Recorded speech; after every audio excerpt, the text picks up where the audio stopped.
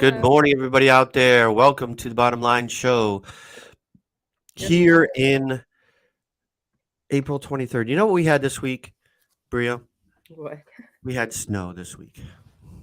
And What's you the date? What's the date on the in calendar? Ohio? What's the date on the calendar? Calendar is April 23rd. Today is We had April snow. 23rd. We had snow this week on Monday and Tuesday, the day after Easter. Can you believe that? I, you know what? I keep forgetting that I'm from Cleveland, so I can believe it. I've just been here for so long that I can't believe it. That's So we had nice white puffy flakes of snow on Monday and Tuesday. So we always begin with the weather. We should make that a part of right. the order of things. How's the weather? Well, how was your How was week, the Bria? weather? Right. My week is gone pretty good. Can't complain. I'm here. Wow. So you're in Ohio. I'm in Kansas City, Can and you guys Lamar hear is in Texas. We can So we we got can hear three you, different Lamar. weathers. Lamar's supposed to be at work. Looks like he was in the car. He's joining us via remote location. Good morning, Mark. Good morning to you. Good morning, Mark. Um, what's going on, brother? How's everybody doing today? We're Doing doing. We're good. doing. You're doing. For Doing some well. reason I can't find you guys on my phone, but I hear you. But I'm gonna turn the camera until I get to where I'm supposed to be. So no one Okay. supposed to know where I'm supposed to be. He's in an That's our undis- that's Lamar our is in an secret. undisclosed location. He's Ooh. he's doing some Top behind the scenes secret. reporting. He's going into deep cover. Yeah, decover. Right now I'm in my vehicle, so Not vehicle. yeah, my vehicle. No, that's what you say down here. Down in Texas, they call it a vehicle. Really?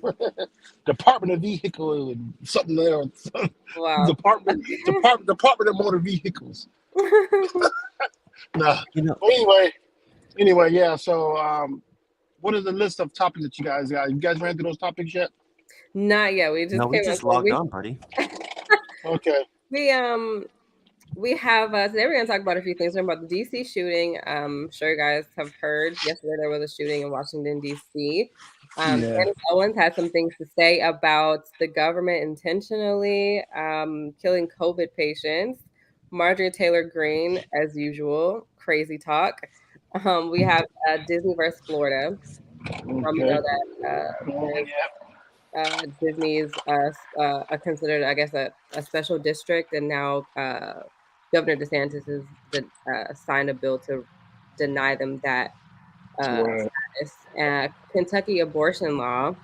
There's a January 6th Kevin McCarthy recording where he admits that Trump had responsibility in the January 6th riots. It's on recording. And he even says, he goes as far as to say that he would ask Trump to resign. We know that Kevin McCarthy was very vocal about how Trump did nothing wrong in this situation with the January 6th riot. So lots to talk about. Also, Representative Mallory McMorrow. We're going to talk about her. I believe she was talking about transgender rights, correct, Darrin? Is that it? She was talking about a litany of things, and she summed it all up in like 4 minutes and 30 seconds. So we're going to listen to it Wow. again. You might have heard this earlier in the week, and um, wa- she gets incensed by another fellow lawmaker of Michigan who was using her as an example to who raised funds for her reelection campaign, and she went off on the House floor, and it went viral. So you might have seen it already, but I loved it so Yeah, that was a much. great I want to put it out there again. All that was a right. great speech. I mean, I think it lines up a little bit with what we talked about yesterday, Darren. A lot of times people stereotype a group of people like Democrats do this or Republicans do this. And she gave the example, well, I'm a Democrat and this is who I am. Yeah. And it doesn't fit all the stereotypes that people say they do. And I think that's kind of what I line up with. You can't put me in a box. I'm not that person. So some hmm people can fall in line and others don't. But yeah, that's gonna be an interesting conversation. She was awesome in that Yeah, I want to speech. talk a little bit more about that. Is like, what do we put labels on each other? Do we put labels on each other? Progressive, liberal, conservative, and then we kind of assume things about that person. Like when we and I'm guilty of this as well. So we're going to talk about that. Right. See, I judge by character. And we're also going to talk sorry, about. go ahead, Bria. There was a report that came out that guns were the #1 killer of U.S. children and teens in the year 2020. Yeah. So I saw that. I want to talk about that a little bit as well. So You know those are our what's ironic topics. about you know what's ironic about that last topic? What? You know what's so crazy about that? Yes. Go ahead. I think we lost him. Oh no. He was just about to give us I was really give it some truth guys there. hear There now it we is. can. Yes. Can you hear me? Yeah. No, I said Go ahead. what's so ironic Go ahead, about sir. that last what's so ironic about that last topic is that I was just looking for a new gun yesterday. That is so crazy. So when I was like, that was just when I saw that article this morning, I was like, wow, really? All our young people, it's sad because people do not, for the young people who get their parents' firearms, they're not securing them securely. They're not training their kids to be respectful or responsible around firearms. And if you can't handle the responsibility as an adult, you don't need firearms. You need to get rid of them because you're doing nothing but harming yourself, the community, and your children. I agree with that. Mm-hmm. I agree with that as well. It's scary, I look at the fact that, my kids were never in the way of the firearms I had at home when they were little. They didn't even know it really. So they never got You had guns in the house? I had one. I had a handgun and I got rid of it. Didn't Bryce have something to do with when he was a baby or something like that? Didn't he find a? It had nothing to do with that. No, I got rid of mine. It wasn't at our house. It was at someone else's house. No, that was at our grandparents' house. Bryce found my grandfather's gun, but that was something else. I got rid of mine before we moved back because I knew. It's breaking up a little bit. You're breaking up. You're breaking up, sir. Come back to us in a little bit here. We're gonna look at our video here of Representative Mallory. Gotcha. Here we go. Thank you, Mr. President. I didn't expect to wake up yesterday to the news that the senator from the 22nd District had overnight accused me by name of grooming and sexualizing children in an email fundraising for herself. So I sat on it for a while wondering why me. And then I realized, because I am the biggest threat to your hollow, hateful scheme. Because you can't claim that you are targeting marginalized kids in the name of, quote, parental rights if another parent is standing up to say no. So then what? Then you dehumanize and marginalize me. You say that I'm one of them. You say she's a groomer. She supports pedophilia. She wants children to believe that they were responsible for slavery and to feel bad about themselves because they're white. Well, here's a little bit of background about who I really am. Growing up, my family was very active in our church. I sang in the choir. My mom taught CCD. One day, our priest called a meeting with my mom and told her that she was not living up to the church's expectations and that she was disappointing. My mom asked why. Among other reasons, she was told it was because she was divorced and because the priest didn't see her at Mass every Sunday. So where was my mom on Sundays? She was at the soup kitchen with me. My mom taught me at a very young age that Christianity and faith was about being part of a community, about recognizing our privilege and blessings and doing what we can to be of service to others, especially people who are marginalized, targeted, and who had less, often unfairly. I learned that service was far more important than performative nonsense like being seen in the same pew every Sunday or writing Christian in your Twitter bio and using that as a shield to target and marginalize already marginalized people. I also stand on the shoulders of people like Father Ted Hesburgh, the longtime president of the University of Notre Dame, who was active in the civil rights movement, who recognized his power and privilege as a white man, a faith leader, and and the head of an influential and well-respected institution, and who saw Black people in this country being targeted and discriminated against and beaten, and reached out to lock arms with Dr. Martin Luther King Jr. when he was alive, when it was unpopular and risky, and marching alongside them to say, "We've got you," to offer protection and service and allyship to try to right the wrongs and fix injustice in the world. So who am I?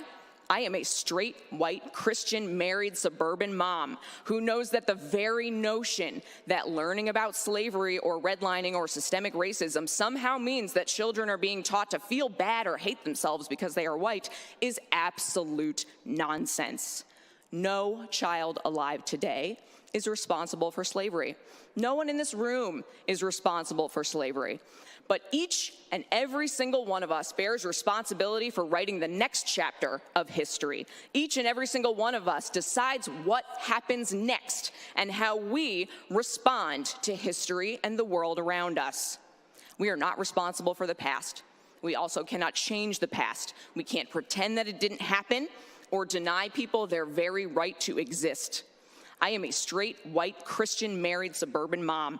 I want my daughter to know that she is loved, supported, and seen for whoever she becomes. I want her to be curious, empathetic, and kind.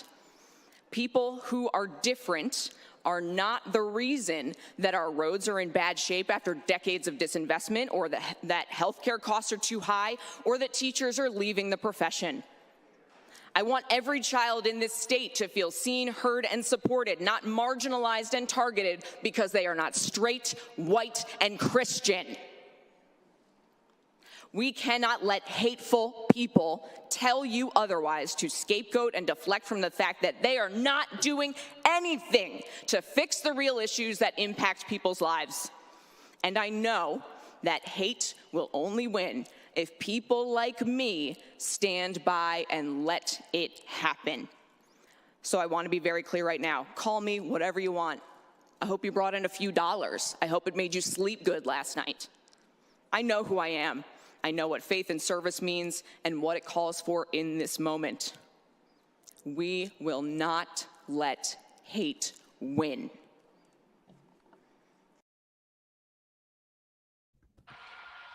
Wow. That should be a hashtag. It should be a hashtag. So you notice that she keeps looking over in a particular direction. She was addressing somebody personally. She was looking at her, giving it to her, and she couldn't even face her. She could not. She had to turn away from her during that. I mean, this. I'd like to frame our discussion today, beginning with this, because what I've seen this week, what is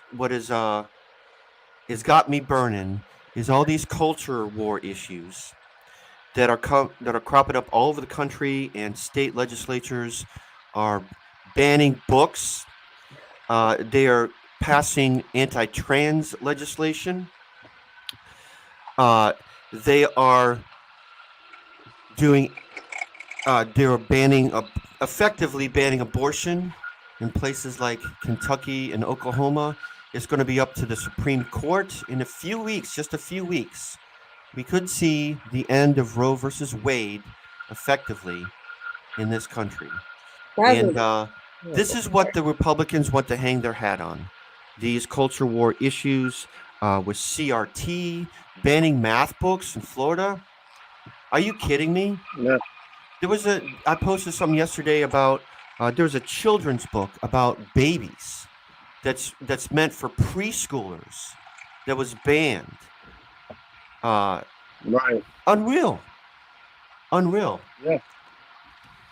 And the thing about it is that a lot of it, people jump on these culture wars and these bandwagons out of ignorance because they have no idea. All they do is hear a trigger word, and they don't realize that what the context of it is. I mean, every issue, everything that Senator Mallory brought out was exactly that.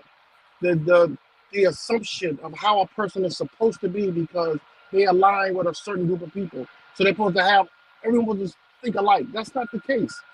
And the culture wars, like you're talking about, are dividing people over nonsense.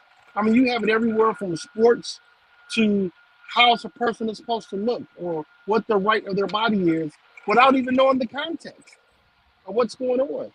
And they just jump on these bandwagons, and it's annoying. It is annoying. I heard a story this morning as I was getting ready and in the shower about apparently in Missouri, not to pick on you guys' states again, but in Missouri there was a proposal to stop any any trans therapy for people under the age of 25.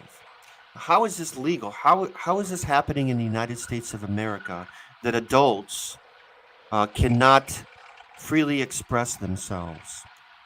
These people want to be all about free speech, and yet they want to restrict what people do to their bodies. And I agree. So I think that we all need to respect everyone's space, whether you agree or disagree. I mean, if you don't agree with something, that's fine. It doesn't bother you personally. And I feel that, because you can use the same context, whether it's a trans person or whether it's a person who wants to be homeless. Whatever that person wants to do with their life, let them be. The thing about it, until it starts affecting you and your well-being of your family, it shouldn't bother you. It shouldn't bother you at all. exactly. You don't have to agree. I don't agree with everything. I don't agree with everybody's way everybody lives. I don't agree. But that doesn't mean Exactly. I What can't does it? still show love and appreciate the person for being a human being. The That's what question. comes first. Yeah, the question I always have is like, what does it matter to you? What does it really matter to you if if the person next door is married to a man Yeah. and they have a child, they adopted a child? Does that really? I mean, how does that affect you actually? So, she gets to the point of like, how does this help solve our problems? What can you tell me any substantive issue that the Republicans are promoting right now? I've seldom been as partisan on the show. I try to be objective. I just can't today. I just can't. Okay, I got a question Tell for me you. something that Republicans are standing for that actually helps solve our problems. I want to push against the grain with you on this on one thing. You mentioned about how things affect you. I got a question. Okay, say you have a family. You said a man is married to another man, has a child. And they live So next door to you. They have a child, you and have a that goes to so the same school district as right. yours. How does that affect you? So you have a child, and say the kids are like 5 years old, 4 years old, 3 years old, and these kids play with each other. They're kids. They're gonna play with each other, which is normal. Now, your kid asks questions about how the other family's living compared to what they're normally seeing. So now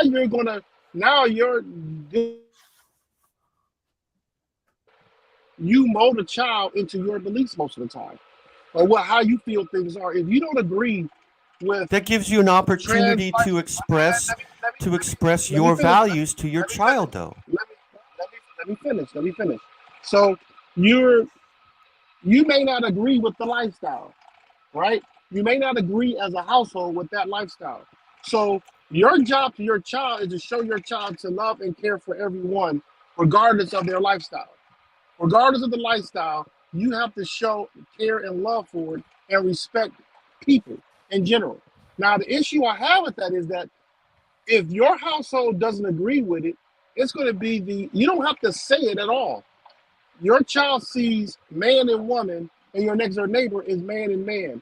That raises so many questions with your child, and you have to start educating them on what society is accepting to, what society has allowed, and this is what is considered okay in our society.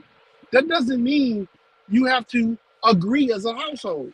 But my That issue gives with it is, let me finish it. Okay. The issue I have with people is that they will show their hatred toward someone's lifestyle. When you're showing hatred towards someone because of their lifestyle, we're not saying that, like I said, because you don't agree, don't mean you have to disrespect, bash, and tear down people. I know because I was a person who's done that before. I've disagreed with someone and I used it and made them feel bad about how they live. I've learned to grow from that. But the point I'm making is that there's no reason why you can't still show love to someone when you, even when you don't agree. That's Okay. all I'm saying. And what happened with what's happening with the Republican Party is that they have, for people who claim to be Christians, majority of these Republicans claim to be, there is no sense of biblical love in any of their disagreements Thank you. or the issue that Thank they you. oppose. Yep. Where that's where you have to start talking about someone's character. The character of a person is allowing you to do these things, to say all these things you oppose, but yet not showing any care for people. And that doesn't mean just trans people. It means every issue right now. No, I'm not For a talking person. just about that. No, I'm saying everything that's on the table here that they're opposing. You're not showing. You're not being the party who claims to follow God. Is what I'm saying. You're not following that with the way you're attacking people that you oppose. That's where the issue is right now in our country. It wouldn't be this bad if it wasn't for the aggressive hatred toward everything that they oppose. Okay. It's aggressive. It's aggressive and it's bold and it's wrong. Here's my answer to that is that gives you the opportunity to express your values. If your kid comes home and you say, "Hey, my friend Mallory has 2 dads," Yeah, that gives you an opportunity to educate your kid. yeah, it That does. gives you the opportunity to mold your kid whatever your values are. And that's a good thing. Instead, what they're trying to do is pretend that it doesn't exist. Pretend that gay people don't exist, or trying to get them to be quiet about things, or to go back in the closet, or whatever it is that they really want to do. Instead, they want to pretend like it doesn't exist and put kids in like a false bubble. But that's just one issue. I'll tell you The whole that false debate in this that country, false bubble you mentioned. the issues with abortion, the issues with trans legislation, the issues with CRT, all these things are interjecting into how your freedoms, basically, your freedoms. Yeah, I agree. And it's all out of ignorance, though. It's a lot of ignorance out here, man. I would say that I was trying to let you guys get. We can come back to this. We were supposed to just introduce topics here. I So was, oh, we're done. We were done. I thought that was the first topic you wanted to talk about. that is. Go ahead. I was just gonna say that We're gonna come back to that, though. I was gonna say that I think one, I'm really happy that someone said it. Was my first thought. I was like, yes. She mentioned she's white, she's suburban, she's Christian. Everything that most Republicans are, right? Very she's clearly in her image on the surface, she's conservative. And the fact that she points out to other people who are, looking from the outside in, she looks like Republican. She says, there's nothing wrong with teaching my children accurate history. There's nothing wrong with teaching my children to love everyone the same.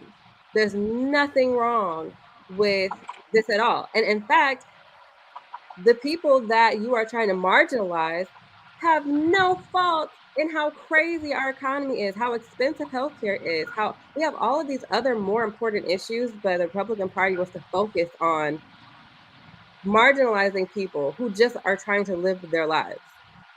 Yeah. Why are we stopping people from doing what they want with their own body? And I say this every week, and I will continue to say it again. Mind your business. Mind your business. You What's know that what little I'm girl say? Mind your business. Say, worry about yourself. Worry about yourself. pour into your family. Pour, like Darrin was saying, pour your values into your family. Water your grass. Stop worrying about what your neighbors are doing. Stop worrying about, unless you're speaking up for someone, unless you are taking up for someone and you are just choosing not to be a bystander in a clear injustice, that's different. But putting someone down or trying to pass laws to make it harder for people who are gay or bisexual or people who have a different lifestyle or are deviating from the social norm, instead of trying to make it hard for them, we should be trying to make it easier for them. Like we should be trying to make it inclusive for everybody. So just for everybody to have equality and have, equity in their lives. Like it's just really frustrating to see that it's I'd have to put. 2022 and people still can't live their lives the way that they want to live. I know that you guys mean well, but I have to push back on the lifestyle comment. This is the way people are. Some people are gay. People got to live with that. Yeah. Period. It's not So new. it's not a choice that they make. This isn't something that they say, you know what, they might make a choice to be like that, but these people, by and large, are not making a choice to saying, I'm going to make a choice to live this way, or to. They're not making a choice. This is the way. This is who they are. They're Right. being who they are, and so. But we somehow believe that just being who you are is somehow grooming children, is somehow hypersexualizing them, and that's quite frankly very offensive. Well, It's offensive to believe that somehow because you are lesbian or gay, trans person, that somehow you are hypersexual and that it's about sex. It's about the act of sex. And it's not. It's about identity. Well, I will say this. I do think that today in media, when we're looking at cartoons, when we're looking even, yes, math problems, I feel that children shouldn't be exposed to sex at all. Heterosexual sex, bisexual sex, whatever it is. I don't feel like children should be exposed to sex at all. I don't think that cartoons should be depicting anyone kissing, any adults kissing. So now I do see that the media is trying to include like gay couples that kiss, like on the Proud Family, the new Proud Family reboot on Disney. There are two husbands that kiss. Now, I don't know if I've seen Fruity and Oscar kiss on the show. Probably, maybe it didn't trigger me as much. But for me, I don't think that there should be any adults kissing on a show that's meant for children. It doesn't matter. We've seen that for years. Look at hetero. Why are we showing? Look at cartoons, Disney cartoons, all the classic Disney cartoons. What happens at the end? They kiss the prince. They kiss. But I feel like it shouldn't. I don't know. Like I don't feel like it should be so. Like today, it's in everything, and I'm not talking about just. I'm not talking about just gay. I'm talking about, just like the LGBTQ. I'm talking about in general. There's just so much more sexualization in the cartoons. In this I don't know. I'd have to think about that and do some research. But go ahead. I have to constantly monitor my 3-year-old daughter's videos on YouTube because there's just always something sexual in. Really. The biggest Jack in the Box, so funny. You know what? I grew up a lot. I grew up on Bugs Bunny. My dad and I, every Saturday morning, that was our time, was to watch, I believe it was an hour of Bugs Bunny on Saturday mornings. And somehow, somehow it didn't make me a deviant. I don't think I'm a deviant. No. I mean, I was just referring to because Bugs Bunny was a cross-dresser in one cartoon. That didn't change me. That didn't like influence me. Who knows? Probably by mentioning that, somehow, somewhere, somebody in this country is going to try and ban Bugs Bunny, even though it's been around for 50 years, 60 years. Well, what they are saying about Bugs Bunny cartoons is that they're very. What was that? I do have a pushback. Go ahead. Okay, it's probably going to contradict everything I just said. I do have a pushback. I want to know what you guys think about. There's this post going around, and I particularly saw Black mothers commenting on this post. It was on Facebook, and it was a mom. So it was a little boy. He wanted to play with a Barbie doll, and he wanted to wear a dress. And the mom is pulling him away from that, out of the direction of those things, basically telling him he cannot play with the dress and the Barbie doll. Now, there were a lot of mixed comments under this picture, and a lot of the moms, especially Black moms, were like, I don't see anything wrong with this. Like, I'm not going to allow my son, my Black son, to play with, to put a dress on and play with Barbies, even if he wants to. I'm going to make sure he doesn't do that. What do you guys think about that? I don't know. I got mixed views about it because if you're just playing with the toys is one thing. My thing was, like I said, I was one of those dads that thought that, I wanted my son to dress like a man, like a boy. I didn't want him wearing girls' clothes, wearing girls' makeup. That was the way that was the influence I was pushing on my son as he was growing up. My daughter, the same thing. But I remember when Bria was little, like she used to have, all the girly toys, all the girly baby dolls and stoves and kitchen appliances for Christmas. And then my son got a truck, and Bria flipped out because she wanted a truck. And the next year, my dad bought both of them remote control trucks.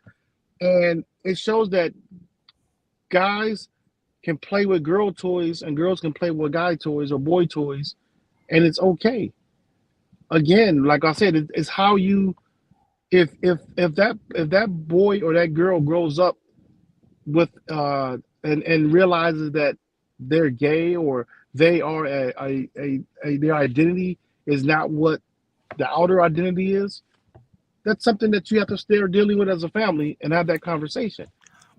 It's something that from a nowadays, I guess you look for that as a younger person. When I was young, when we were raising kids, my generation, it wasn't something that I guess most people looked for.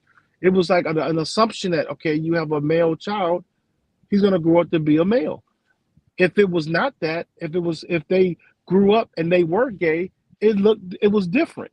So that's how our world has evolved just since I had kids. That's just the true. reality of it. There's nothing you're going to go that say is different. That's the reality. So when a parent nowadays, if they're having this debate over a kid playing with makeup or dressing with a dress or whatever, that's where we have evolved to, and it's up to that parent and that household to have those discussions. It's no one else's business until that family decides it's other people's business, in my opinion. Here's what I think. I think that there's enough outside influences and pressure on kids that they pick up from school, from TV, from media, all these things. I don't need to press upon my children, what they should do or not do. That's even more. There's so much out there about this is what a woman does. This is what a woman looks like. This is what a man does. This is what a man looks like. This is how they dress. There's so much out there Did you always about feel that way? They get socialized in other ways. I don't think that the parent needs to say, "Oh, you shouldn't play with a Barbie," this and that. I tried to let my kids do what they wanted to do. Right. Now, our oldest picked up knitting, and I was like, "Oh, okay, that's new. That's different." And like like at 6 or something like that. And so I was like, I was surprised, but whatever. Yeah. And that's cool. I have 2 daughters, so I don't have a son. So on the picture on Facebook, there was also another picture with a boy playing with a kitchen set. Okay. And a lot of the moms were, commenting on that. I didn't comment on any of these things because I don't have a son. But I know that my daughter Logan, she likes to wear, like, she has like a Nike tracksuit and she likes sweatpants. She also likes dresses and, stuff like that. But it's like, I don't think that I would have a problem so much with her wanting to play with toys that are traditionally meant for boys, or wearing clothes that she feels comfortable in if it's more on the sports side. So I guess I feel it's so much different with a girl than with boys. But I really wanted to get I wanted to get your opinion on that because you both have sons, and what would that look like if like for you as a parent, what would that look like if your son wants to play, if you have a young son, a boy, and he wants to play with traditionally girl toys Right. or girl clothes. As a I parent, think how would you handle that? What does that look like for you? I think that's more. I think there's actually more taboo on boys than there's with girls. If girls Yeah. are interested in sports, That's there's fine. avenues that they can pursue. Not as many. If they're interested in trucks, if they're interested in building Legos, whatever it is, girls are more accepted doing that than boys would dressing up in a dress and pretending to be a princess or whatever it is. I think it's actually Whatever you want to give any example. There's more acceptance with girls sort of crossing the traditional gender lines than there is with boys. That's my personal opinion. I What do you also think think about it's more what do you think about praised this? than boys. I think that's what's crazy too, is that people look at that as, oh yeah, like that's progressive. Like look at her, she is, breaking the barriers of like the sexist rules and stuff. I think that's what it looks like for women. But when I don't men know. do it, it's think- looked at as something completely different. And I'm like, I understand why, because society has made us feel like that's a bad thing. Though it actually is empowering to see a man, break through the glass ceiling of the fashion industry, I and got a make question for great you. strides. Like, Well, here's the I thing. got a question for you guys. Okay, remember Bria mentioned about the boys playing with the kitchen stuff, Yeah. kitchen like toys. mhm. Some of your most known chefs are men. I know. So it's like, well, what do you want of your future males in the society? Women say they want sensitive men. They want men that know how to do chores around the house. And if you never expose your boys to that when they grow up, if you don't expect them to help wash the dishes and prepare the meals, to clean a bathroom, if they've never done that, then they're not going to do it when they're adults. I know I some mean, women. I'm fortunate. I was an only child, so I had all the chores. I was out there shoveling the snow. I was also in the kitchen helping my mom cook. All right. I set the table. I learned how to do laundry, whatever it is. I at least know how to do it. I know how to change a tire. So maybe I'm different. Maybe because I didn't have a female sibling that it was like, well, you're gonna have to do a little bit of everything. See, So we did it all. maybe that's just me. I don't know. We had chores in the house. I mean, I was the guy. I had to clean the kitchen. I had to cook. We took turns cooking. That's Me and good. my, That's I mean, good. when I say cooking, my mom did most of the cooking. But what I'm saying is that we all cooked. My dad knew how to cook. Yeah, All at my least you uncles know know how how to to cook. do it. So I can do those things. So it's our world is evolving, and we have to evolve with our world. We have But to. what the conversation that's missing a lot of times out of this, but you only hear it from the Republican side, is the biblical context of the homosexuality conversation.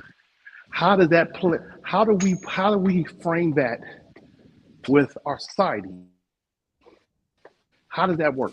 How How do does you that mean conversation exactly? do we just wipe out? Well, what one of the main things that's always talked about is what the Republicans push is the biblical context of homosexuality. Okay. Well, how do we frame that into what's considered acceptable and not? How do we have those conversations? Where does that stand? Where does that stand with? How do you, I have do an we answer, just? but go How ahead. does homosexuality stand That's apart why I asked from? you. That's why I asked Well, you. I want I to say wanna- something about that. Yeah, When we judge, I feel like there's no place for us to judge judging. someone who lives. I know. I'm just saying. I'm just putting out there. It's like, how can I say something about? So if the Bible constitutes being gay or homosexual as like as a sin, then how can we pull that out without also pulling out the fact that we lie? we cheat, Agree. Okay, so Agree. here's commit Oh, I crimes agree. and sins. should we make adultery illegal then? Right. Should that be See, illegal? No. Should we be arresting How can we- people? You that? missed what I said. You're missing what I said. How do we put it in context with today's society? Like, how do we frame that in today's society? I didn't say today's society. I said, how do we frame that conversation? It depends on frame how much do you want because- religion in your culture? Do you want because I'm not comparing it to all sins, because sin is sin. I agree. Right. So I'm not saying that sin is worse than another sin. I'm not saying that at all. I said, how do we have that conversation? Because if you are a Christian household, that's why I mentioned earlier in the conversation that if you're showing biblical love to everyone, it doesn't matter how they live, what their household is doing. It's not your business. But how do you frame that conversation if you are a Christian? Love thy neighbor. Right. It's But not, how do you there's frame nothing that Christian. conversation? There's nothing Christian about discriminating against gay and lesbian people. I think We're not talking about discrimination. I said, how do you have that conversation? Are you saying how do you express to your child to love or to treat this person with love and care like you would any other person, despite the fact that the Bible says that it's not okay? Is that what you're saying? The Bible says that a lot of things aren't okay. I gotta stop you here. The Bible says a lot of things about things that we shrug off every day. Okay, so if you want to follow the Bible, good luck. Yeah. Good luck with that, because read Leviticus someday, and it'll tell you all the things that you're doing wrong in your life right now. Right, exactly. Okay? So that's not you what can't get over the fact that anything. people are the way they are, and God made them the way they are. So do you believe literally everything should be followed in the Bible? Do you believe literally everything? I do. Okay, so if you're divorced, so somehow you should be ostracized because you're divorced. So I'm sorry, I didn't mean my face did that. Do you want me to give you that? Do you want me to give you that conversation? Wait, yeah, go ahead. Because if you're gonna pull things out of the Bible and say that being a homosexual is a sin, then the Bible also says a great deal of other things about a whole host of things. Do you want me? The Bible says that women can't speak in church. Should we follow that? Are you gonna let me talk? Are you gonna let me talk? They can't have long hair. I'm trying to give you my personal. I'm going to give you my you threw it out there about divorce, so I'm about to give you my personal experience. I'm a bold person that would give you my personal experience. I'm not calling you out, okay? No, I'm calling myself out. You threw it out there, so I'm going to stand. One example, though. You asked me. You asked me. Do I take the Bible literally? I said yes. Do I believe in every word of the Bible from cover to back? Yes. Do I feel when people mess up that it's sinful? Yes. Then but we have grace. How do you reconcile when the Bible we have grace. We have grace. And if you have given your life to him, you have accepted Jesus as your savior, you have been forgiven for your past sins. When you sin after you've given your life to him, do you have that opportunity to repent? Yes. That's my viewpoint. Now you ask about divorce. I've been divorced. You know what I'm saying? I've been divorced. I've been judged. I've been ridiculed. But you know what I had to go through? Because I knew it was a disappointment to God.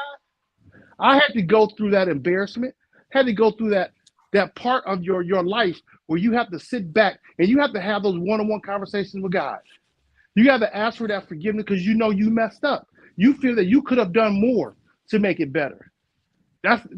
Divorce is a two-way street. So two people have to come back and work that out. But what I'm saying is that I had to go through and ask God for that repentance. I had to ask God to, Lord, please. This is the honest to God truth. I asked him, Lord, please give me opportunity for another chance to love. Give me opportunity to move forward in my life. And that thing about it, it's like that thorn that Paul talked about. You have that thorn in your side for the rest. I have that for the rest of my life. Every time I see my kids spending time with their biological mom, there's a thorn there that pains me because I'm not there. So what I'm saying is that you have a constant reminder of something you did that you went against God's will with. You understand what I'm saying? So everyone has Yeah, I opportunity to understand. change. Everyone has opportunity to have that opportunity to look at God and say, God, you can still make my life meaningful and with purpose and make it intentional. But you have to be willing to accept the fact that, hey, man, and that's if you believe in the Bible from front cover to back. If you don't believe in that, then whatever you do it's okay. That's The main, between you and God. What I I'm know saying that is you that two, if you're willing to accept everyone for who they are and show biblical love to everyone, this whole conversation would be different.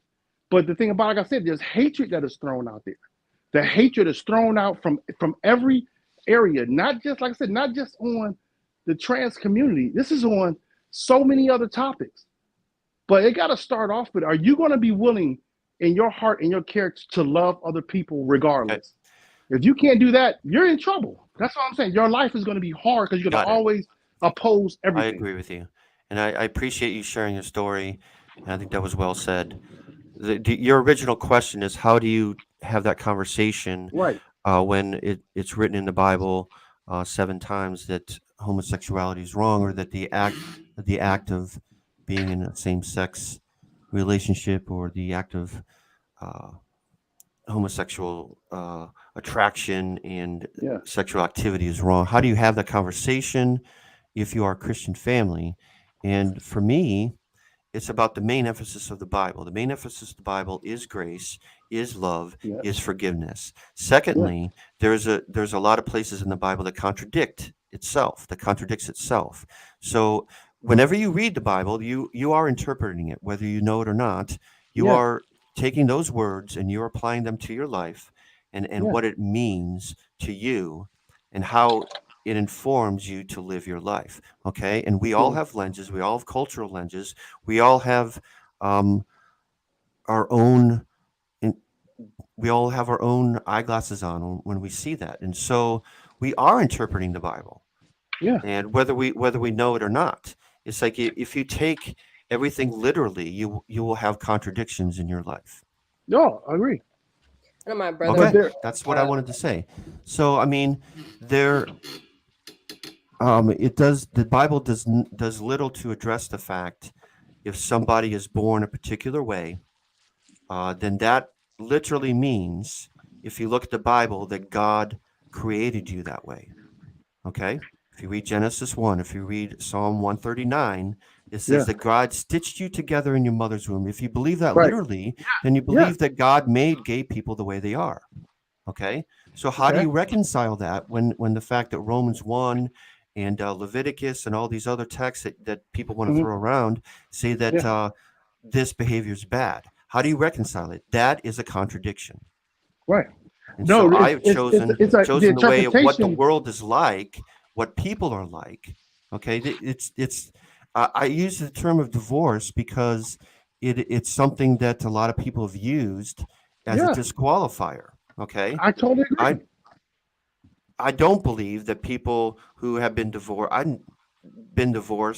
I've known people been divorced, and that should not be a disqualifier for God's grace. Well, so that's if why, you believe that, then gay, lesbian people, that's also not a disqualifier to God's grace.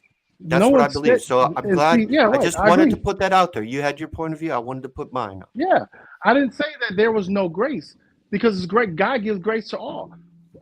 And He gives mercy to all, but it's for those who accept Him as His salvation. Correct. So if you're looking at it from that perspective, it's like God has forgiven you for all your. That's not saying you continue to sin. I just want to know, how do you frame that conversation if you are looking. I answered that. Yeah. I mean, that was just the question I had out there, because people will still push back on that because of just all the different scriptures about that. Like I said, he goes on from stealing, lying, everything. Where are we willing to say, okay, when we seem like we isolate that one sin, either people bash him to the utmost, or people what is it? They're called make clobber justification. text.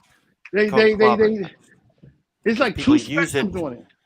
People use text to judge people. I don't want to And make this into a religious discussion. We've gone Right, on right. about ourselves. culture wars for almost an hour now. So we were talking about Representative Mallory's. That's her first name. I keep calling her I love Mallory. that what But you said. That was so anyways, so that for me it seems like every day I wake up there's some sort of culture war issue that is populating my feed. Um, and I think that Democrats need to stand up more.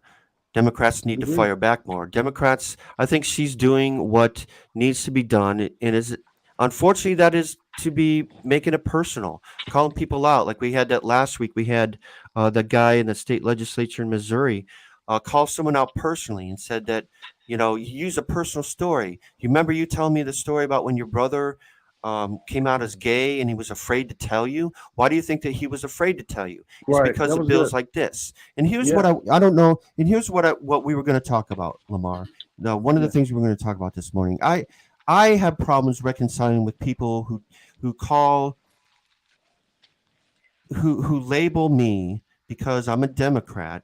They say one thing about Democrats or progressives or liberals, fill in the blank, the things that I believe in strongly. They say that they're evil, they're a scourge, that it's like half the population out there is they're criticizing, right? Mm, Personally. And then at the same time, personally, they want to be your friend. And I'm like, well, wait a minute, you just said that I'm evil. right. You just said it. You just said in a post that Democrats are a scourge upon the earth, that they're evil. Everything that they stand for is wrong. And then you want to be my friend. So you wonder why I'm hesitant to trust you. You wonder why I'm hesitant to engage with you, to show up at your gatherings, to show up at your parties, to hang around you, basically. When you believe this, Yeah. so which is it? Do you want to be my friend? Or do you want to label people who believe differently than you as being evil and wrong? Now, I believe that Republicans are wrong policies. Okay, Yeah. the things that they want to do with this country. We can have that discussion about policy, but then it becomes personal. And that is Right. the problem in this country is that it becomes personal. It's Right. because if you believe and vote a certain way, you're called a baby killer because and you're saying that Democrats are ripping babies out of the womb. Totally ridiculous. Yeah. Okay? I have not gotten an abortion. Nobody in my family has gotten an abortion. I don't like abortion. I wouldn't Right. want I wouldn't want people that I know having an abortion. If someone came to me in confidence and said, I would try and dissuade them from Yeah. having an abortion. Same here. Okay? But I believe that it should be a legal and safe thing to do, yeah. especially in certain cases. Mhm. So Right. because of that, um, this one issue, um, We're going to people Kentucky. will call you Yeah. names, Yeah. and I have problems reconciling with people who will label people and then call them names, and then but at the same time want to be your friend. Yeah. I don't get it. I don't get it. If you really believe that Democrats are evil, then you shouldn't want to talk to me. You shouldn't want to be around me. Well, Which that's is where it? that's where you gotta challenge people. And the best way to challenge people is to everything like you just mentioned, all the things that some of these Republican social issues and the policy they're making, and they say, well, Democrats do this. Like when I hear people say Democrats open the borders, Democrats are the ones that are baby killers. Democrats are this. The thing about it is, then you start questioning them. Ask them, do you think I'm that guy? Do you think I act that way? And when you start having those deep conversations, that person especially someone who knows your character, they can look at you and say, okay, well, no, the first thing they say is, oh, no, you're different. You know what? That's the same thing you hear about. How to always bring up race, but it's the same thing. You can have a conversation, and somebody be talking about a certain ethnic group of people, or what the stereotype is, or what the talking point is about a group of people. And then you say, well, am I that person? They're like, oh, no, you're different. What makes me different? Because you got to know me. That's what made it different. So Republicans who say this, if they have a really close Democrat friend and they have these conversations, they can say, well, no, this person don't believe in all these talking points. Oh, they believe something like me. We all have that common ground. And that's what's missing in our society because we're not willing to listen. We're too lazy to listen. If you look at the young people that are in the Senate and Congress right now, like the Marjorie Taylor Greens, the Josh Hawleys and Gates and all these people, they're young people who get caught up in these culture wars and they're doing it for celebrity status.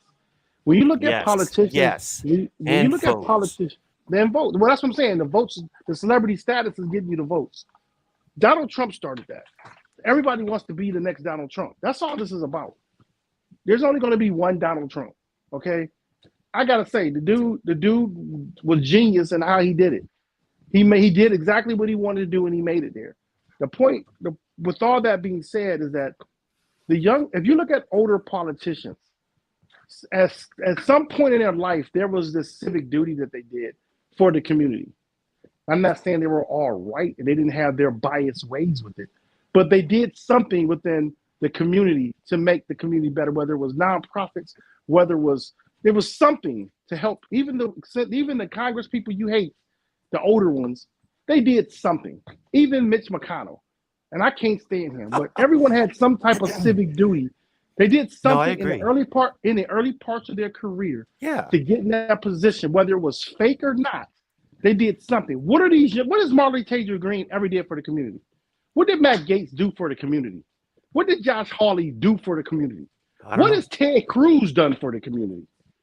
You know what I'm saying? And he's my age. What has he done for the community? So that's the difference as the younger generation of politicians come up. It's not about what you're doing. You feel entitled to get these positions.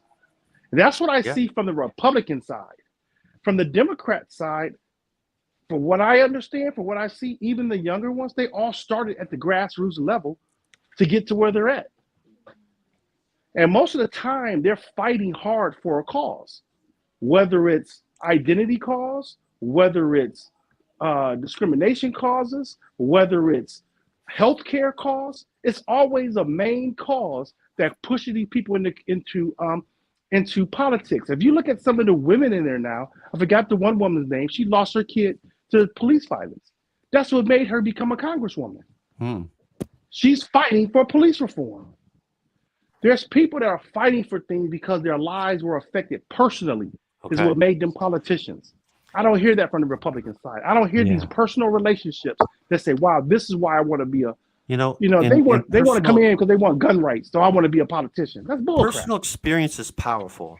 A parent that lost a child to gun violence or to a police shooting, or a parent of a trans kid, a parent, or somebody in your family. If you've had a personal experience before and that inspires you to serve this country and to run for office, then I applaud that. But yeah, I can tell you what Marjorie Taylor Greene's personal experience is and what motivates her.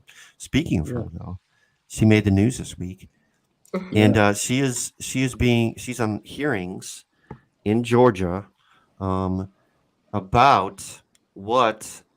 the things leading up to January 6th and the kinds of things she said. And actually, this was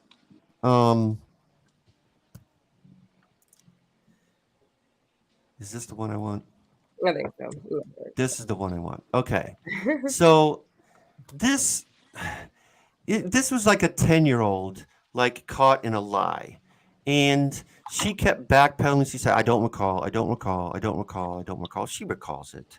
And it got to be so ridiculous. I saw a montage this week of her saying that over and over again, being questioned about this.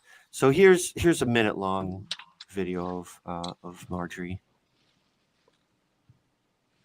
Oh, we can't hear it. Darrin, we can't hear it. Okay, let me try to correct that. Try to add it in with the sound. You have to click the audio button. Yeah. Yeah, I honestly, every time I hear her talk, I just brace myself for just a bunch of craziness. Like I just know that there's crazy coming from somewhere. Right. And it's kind of just, it's so disappointing because how do people like this get into office? Let's see if the sound.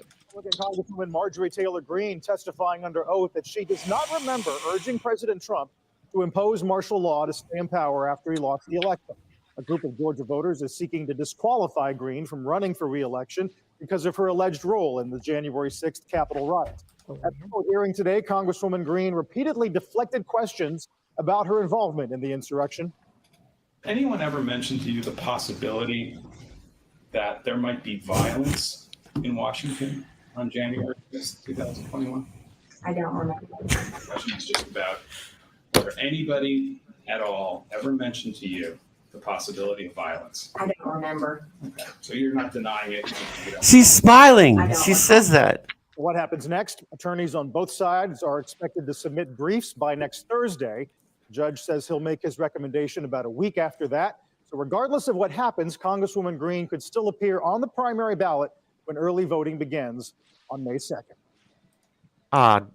What's Wow. crazy is that they showed her video. They showed Did her you hear- video during this at some point. They showed her video and she like was laughing at the video. Yes, she was laughing at the video. Like video evidence. you- There's so Then- many instances of video evidence of her either being violent, harassing someone, doing something crazy, and now she says, "I don't recall." And Honey, then she was come on, handed a video. piece of paper of her. I guess it was a tweet that she had to calling Pelosi a traitor. Did you say that? Did you say that she's a traitor? And she's looking at it, and he's like, "No, I never said that." And then she's you could see the look on her face, like trying to figure out how she can answer this question without actually admitting what she said when it's right there in front of her face. What did Marjorie Taylor Greene say about the Declaration of Independence? They questioned her on that. Did you guys get that? She was questioned about the Declarations of Independence, and No, I don't know what you're talking about. she kind of messed. You gotta Google it. She messed this during these hearings, and she kind of messed it all up. And I didn't get everything a up. chance. I just saw the It I just looks saw the headline. ridiculous. I don't I just think. saw the headline. Here's a question: do you think that she's aware how ridiculous she looks? Yeah. She doesn't Well, care. she does it for the attention. She knows it's bad. She knows it doesn't look good. She understands it, but she also knows that she gets a lot of media attention and a lot of followers that are followers of Trump because of what she says. She knows that it's inflammatory. She doesn't care. You know what this makes her look like? This is how her supporters are gonna view this. They didn't break her. That's how they're gonna view it. She didn't get broken there. They didn't make her cave in. She kept resisting. And that's how it's gonna look. It's She gonna look really did, stupid. though. By saying I don't recall. remember. You know what? You know what I'm saying? Think about her support. They're gonna say she didn't cave in, she didn't break. And that's gonna give her that. Talk about Biden's memory. God, I don't recall. Yeah. She even said, What'd and you have all for of my breakfast? words I don't never ever recall. mean anything for What- violence. Those are her words. What do you mean? Anything you've ever said is not meant for violence. I don't know. I honestly, she's very frustrating. And I was just telling Darrin earlier, I'd never heard of her before Trump. What did she do before she was a congresswoman? I don't know. I'll wait. I'm gonna look it up. Anybody out there What can did tell me like Marjorie what her skill set is? do? Was she trained in something? She runs her mouth. Was she a all I know. lawyer? Has to do. The ability to lie must be a superpower. That's her like, ability. what's the That's her trained skill. That's her the way she contributes to the world. Let's Does she have see. any history? I Does should she have stop any because history? I'm a I'm person. looking now. Let's see. She. I mean, I'm on Wikipedia, so bear with me. Forgive me for Morning. any How y'all doing? misinformation.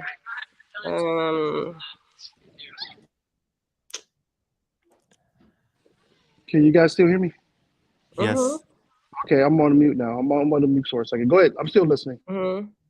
She said, this is interesting. Yeah, that's okay. Apparently, Maybe someone could do some research out there as to like what her skill sets are, how she was educated or trained. She was Where did she go born to in school? What's she majoring? Georgia. She went to Forsyth High School in Cumming, Georgia. She went to the Okay. University of Georgia. Okay. And she has a Bachelor of Business Administration. Okay. That's it. Pretty generic. What did she? What's her work history? Let's see here. Well, she actually says that her gun rights view is, she alluded to it being her standing on, which is odd. Her where she stands on gun rights is affected by she was in a incident in her high school where an armed student held 53 students hostage for over 5 hours. You would think that would make you. So then she advocates for more gun access and gun rights. The irony of that because is that she attacked that kid for trying to fight for stricter gun laws, and that makes sense. Attacked him even though he was in a school shooting and she was in a almost school shooting. Well, makes sense. Guns are the number one killer of U.S. children and teens in 2020. The number one killer. Not car crashes, not suicide. Well, suicide is part of it. Suicide is probably part of the statistic there. But speaking of crazy people, there's Candace Owens. Guys, I'm sorry, pause. I'm really sorry. She has no political background before 2016. Yeah, well, big surprise here. She ran a gym. She ran a gym. Okay. She was a CEO. She was a business owner. She ran a gym. All right. And it says she didn't know anything about business at the time either, really. It says that she's just making things up as she goes along then. Okay. She was the CEO of a CrossFit gym until she became politically engaged during the 2016 Republican presidential primary. So, by the way, if anyone has anything out there about issues in regards to any of our topics, please feel free to comment. This makes so much more sense now. What? Yes, the ability to lie must be a superpower. That's her gift to the world. So let's be clear. After no political history, after no political education, she has no educational background in politics or law or anything. Okay. He is now in 2017. Beginning in 2017, she wrote 59 articles as a correspondent for the now defunct American Truth Seekers, a conspiracy news website. No journalist background either, guys. And beginning in January 2018, 27 articles for Law Enforcement Today, a pro-police fake news website. In 2017, she visited Washington, D.C. to protest against a Republican gun control compromise. So she has that is why everything that comes out of her mouth sounds ridiculous and crazy, because she literally doesn't know what she's talking about. Now I understand. How about Candace Owens? Who was she before I think she exploded? What's her background? It's also very contradictory because she actually had an incident at her school where I think she sued her school or something like that for discrimination against her. Candace Owens? Mm-hmm. It's crazy, right? So let's see. Early life and education. Y'all, I am on Wikipedia. Forgive me. Yes. So, she was born and raised in Connecticut, or she was raised in Connecticut. Now, the reason why we have Candace Owens on here. She had that video about the COVID, right? Yeah, she was in an interview about her theory that, and she was being interviewed on a podcast, and I happened to see a clip of it in the last few days about how she believes that hospitals were intentionally killing people of COVID or maybe letting them die. For what reasons? I'm not quite sure, but presumably because maybe they could get more money if they have people that are sick and dying of COVID, or that they can pad the stats so that it could be more of a health crisis than it already was. So this is what she believes, that that hospitals were intentionally letting people die of COVID. This is what passes as news for 2022 and journalism in 2022. This is what people choose to spend their time on. is a theory that hospitals would let people die of COVID. Okay, I'm sorry because I was still looking at information. Yeah, you know what? I will say, I don't think she's entirely crazy.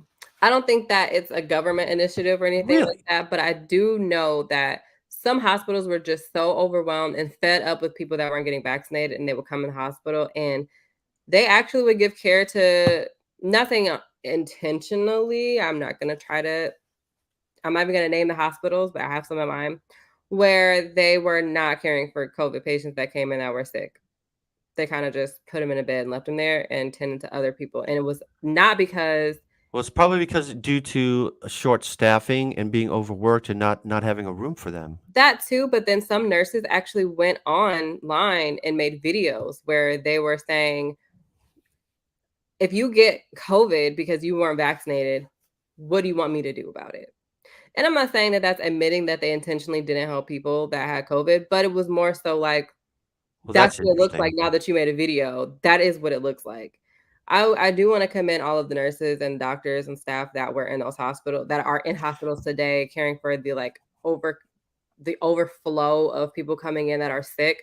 But I do remember a time where there were lots of videos flooding the social media platforms where nurses and doctors, well, Now, it was mostly nurses talking about their, I their do believe that there is something to the fact that the medical industry, being so large as it is, has an interest in keeping you sick, or at least sick enough so that they can sell you medicine and they can charge you for being treated at a hospital or a doctor's office or whatever. oh, and that was So there's some truth to that. But to say that hospitals intentionally let people die, I have to draw a line there. So So I just want to go point ahead. out that I did look up Candace Owens. Uh,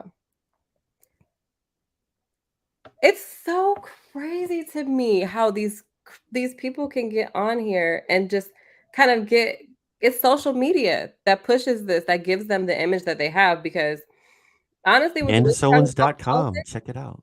I mean, honestly, with the way she talks about politics, Sorry I I would ever think said she those has an words. extensive education in politics or in the law or something. I thought she had she went to Rhode Island. She went to University of Rhode Island. and attended. She did not graduate. She attended for journalism, did not graduate. Left that school and then got into conservative advocacy group. This is after her and her parents sued Stanford, Connecticut. They sued the Stanford High School. Who did they sue? They she okay in her senior year of high school. They sued the board of the superintendent of school. Sorry, guys, the board of education. They sued the board of education for not protecting her after she received death threats and racist voicemails from 3 of her classmates. They won a $37,500 settlement, and then that's when she went on to journalism in Rhode Island, and she dropped out her junior year.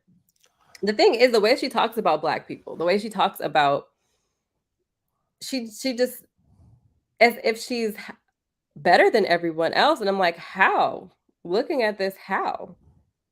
Because all she did was get I think online she's and start blogs and I think journals. she's mildly dangerous. Here's what she believes. She believes um, she has been promoting a pro-Russian stance. Okay, But the thing, she she has doesn't been. know She what she's talking. believes. Go ahead. Go ahead. I'm saying she doesn't know what she's talking about. I'm not saying you have to go to college to get an education. Easily, you could read books, watch YouTube videos, yes. But to get the knowledge that you need to publicly post things online and to be for it to be accurate, I do think you need some sort of college education, in my personal opinion, because the way that she Well, talks about her what? Sorry. here's what I think about Candace Owens, and I'm going to try to be as polite as I can. There's a certain personality type, and I see this with like Ben Shapiro is another example, and there's another guy I'm blanking on his name who's a YouTube person, and also has like a talk show, and they're so aggressive in what they believe, and they talk over people, and they're so forceful in conversation that they sound smart, but they're not really that Not smart. really that smart. Here's what she believes. She because in March, this is just last month in March, she claimed that Ukraine wasn't a thing until 1989, and that it's stupid to suggest Russian President Vladimir Putin is carrying out a genocide in Ukraine. What is it then? In response, American journalism and historian called Owens the face of pure ignorance. It's ignorance to choose to take the side of Russia at this point. I think is not just ignorance, it's wrong and evil. It is. I don't know what they're looking at and what they believe She didn't even to believe that Russia is not in the wrong.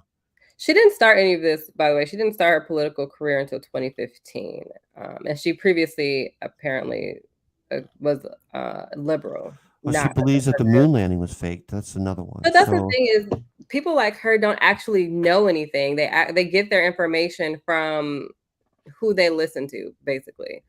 It's not. I truly don't believe that she did any research about mhm. any of the things that she says. I honestly think she just parrots things, and that's the There only thing that was makes sense in looking at all of this. 2019. There was she was quoting Hitler. She said she didn't have any problem with the word nationalism, with the word nationalism. Um, you know, pitting that against globalism. So that got some play there. Like looking But at yeah, she's just riding the wave. she's an example of somebody who, because of the way they speak and because of their personality type of being so aggressive in their conversation, sounds smart because they can yell louder, and they can string together a sentence in a quick fashion. But she's not thinking. She's not. She's just talking, and I'm just saying, she will promote any point that she believes that she can run with. I do have to say, how does she find her way into these powerful rooms with these powerful people? Because she's I'll give it popular. to Because people listen to her. honestly, I'll give it to her. I mean, That's why I think she's mildly dangerous. Because so many people listen to her. It's just like, I'm um, impressed. I'm not gonna lie. it's just I don't like know why. Fox News. If nobody listened to Fox News, then nobody would care about what they say. But because so many people listen to Tucker Carlson, it is an issue. It is an issue when you spread lies and Terrible. Yeah. misinformation, and you go over to Hungary, and you promote Hungary as some sort of something that we should emulate. Um, if you know Jordan Klepper, I know that you know Jordan Klepper. Yes, he's very funny. Okay, so he went just in the last couple of weeks. He's just gotten back from Hungary. He spent a couple of weeks there interviewing people and getting a sense of what it's like there in that country and why conservatives have lifted up Hungary and Viktor Orban, who's their authoritarian dictator leader there, why they are emulating them.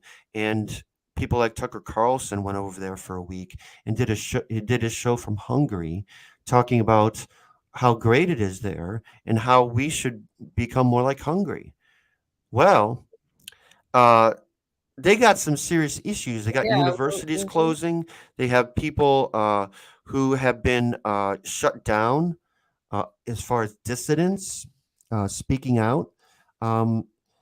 There's a lot of election fraud in favor of Viktor Orban.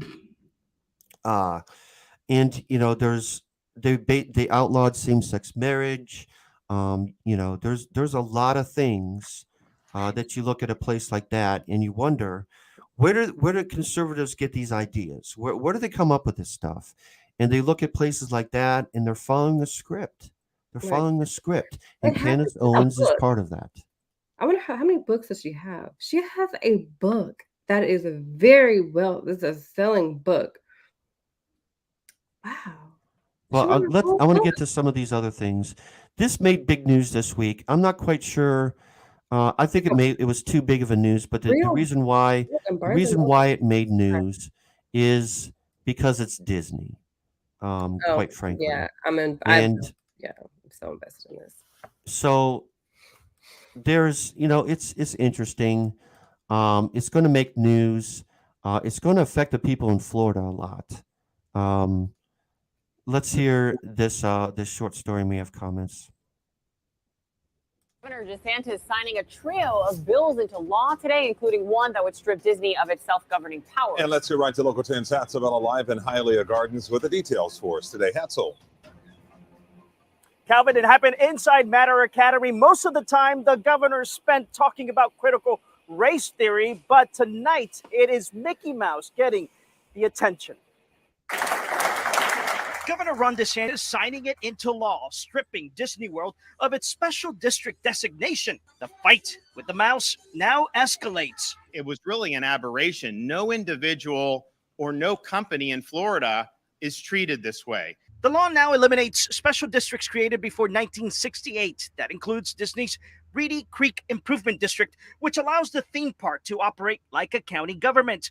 The governor says Disney stays mum over China and its human rights abuses, but fights him and the legislature over the Parental Rights and Education Bill, which is now a law. They demagogued the bill, they lied about it, whatever, came out against it. It's what has become known as the Don't Say Gay Bill. Disney, as a company, opposed it, then openly said it should have never passed and should be repealed, adding they would work to repeal it. We view that as a provocation, and we're going to fight back against that. Critics have warned the law could result in Central Florida homeowners getting hit with big tax bills once Disney stops paying for services. We're going to take care of all that. Don't worry. This is all, we have everything thought out. Don't let anyone tell you that somehow Disney is going to get a tax cut out of this. They're going to pay more taxes as a result of it. Where have we heard that before? Don't worry, Mexico's going to pay for the wall. Don't worry about it. Several things here. So first of all, Disney didn't say anything about the bill, and I think they were forced to, and then they did. And now DeSantis passes this as a punitive measure. This is purely political. It's political theater. The only reason why he did this is to pay them back for not supporting his bill. Wah. And then he surrounds himself with kids signing a bill against Disney. That was very odd. What kind of a look is this? Holding crossing out CRT thing. I don't think that Disney should have had this tax break, first of all, but this was something that was worked out 60 years ago. Okay. I have a problem with why he's doing this. This is purely political theater, purely political rhetoric, designed to try and beat a dead horse here. And he's all about, well, we're going to take care of you. I thought the Republicans didn't like government spending, didn't like government taking care of people. So now all of a sudden he's going to take care of the people in Central Florida that are not going to be, that are no longer going to be under the Disney umbrella. My thing is when he says, "Don't worry about it, we're going to take care of you." They're going to pay for that. They aren't getting any tax cuts. Doesn't that sound very similar to one orange man that we all know? That's straight out of the Trump handbook. I mean, that sounds just like Mexico's going to pay for the wall, promising people that they aren't going to pay for this. Doesn't make sense, right? Yeah, it does sound a bit like that. Well, you recall when DeSantis ran for governor that he was using Trump's talking lines. I mean, literally when the line about Mexico and building the wall, this is what he ran on to become governor in the first place, and now he's Trump's main rival for 2024. So I don't really think there's anything wrong with stripping Disney of their special district status. I don't either. I think that they should be paying it, but that's kind of, for me, it's an. You said you don't mind it. You said you don't mind them stripping them. I mean, why does Disney? We don't mind it that they're stripping them. Why what does we do mind is why it happened. Why it happened, right? No, but the thing about it, if Disney was willing to pay for everything it needed to do to keep that little area running properly, and they were doing it out of their own pockets. Yep. That was savings for the whole state. So right Saving for now, the state. you're looking at over $160 million. Yep. Yeah, Disney hires over 80,000 employees. So what happens to those employees who used to take care of the streets? Who handles the utility? The ones that took care of all the maintenance of things. Yep. Is it going to be treated like in like a HOA then? You know what I'm saying? Where you can take care of it, but you're not going to get funding for it. Does the funding come from the state now for them to do these things and keep their own workers, or is the state of Florida going to take care of that? Whatever Kissimmee or Orlando, is Orlando going to take up that cost now to maintain the roads and everything? I mean, they even have their own police department. So is that part of the Orlando Police Department's responsibility now? Who handles that? Because I picked those things out because you heard me say before, I traveled to Yellowstone a lot. And Yellowstone has it's a state park, or it's like a national park rather, a national park. But they have their own, their own jail right there on the facility. That's their own Yellowstone jail. It's not like the city. See, I didn't know state that. of Montana. They have their own jail. I learned So something. Disney World is basically its own city in itself. Yeah, it's right. That's what I'm saying. All this, it's all being governed by this. They have their own city council and all that. Yeah. I don't know about a council, but they like the government. I don't know if they do or not. It's a self-governed. It's a separate. It's exactly as it said. They're treated as their own county. Gotcha. Yeah. What they said. So yeah. Gotcha. So who's responsible? We know the state that they're looking at raising their taxes between $500 and $1,000 next year. That's not going to fly with Republicans or Democrats. Per homeowner. For homeowner, yeah. That's for Orlando. I mean, for the state of Texas. That's going to make a difference for Texas. I mean, I'm sorry, for Florida. The state of Florida. The state of Florida. So you're saying that he basically just raised everybody's taxes by doing it? Yes. And then he told them, but like he said, don't worry about it. I thought Republicans were against taxes now. Don't worry about your taxes, is what he said. This is the main reason why people like Florida is because of low state taxes. It's a big, other than the sun, of course, and things to do like the beach. But one of the things you hear about is we'll go to Florida or Texas because of the small state taxes. And now he wants no taxes are going to be raised. He has to pay for this somehow. Don, you didn't hear Darrin? He said Disney's going to pay for it. Pay for what? Disney's going to pay because Disney's going to pay more taxes. They're going to get raised. Disney's they're going to pay for it. They're going to pay more taxes. So the residents don't have to pay? That's what it sounds like he just said. That's what he said. That's what he said. That's not going to fly either. I know, because Mexico was supposed to pay for the wall. Think about this for a second. So DeSantis is saying that Disney is going to pay those extra taxes, right? He just did in the video. Didn't he say he said, "Don't worry about that. They're not going to get a tax cut." Oh, you missed the video. Because the reason why I brought that up is because didn't the Republicans just cut taxes for all these corporations and wealthy people?